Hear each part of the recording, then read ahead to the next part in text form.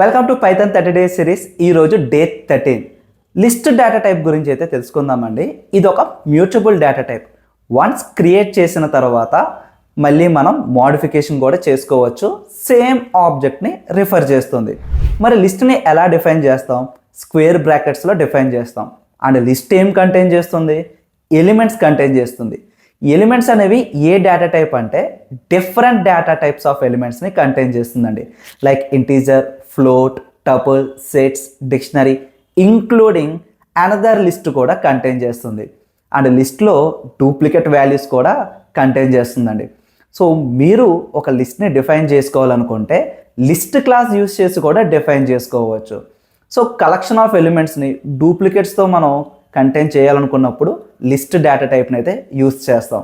So practical example అనేది నేను ఒక పీడిఎఫ్ అయితే ప్రొవైడ్ చేస్తున్నానండి.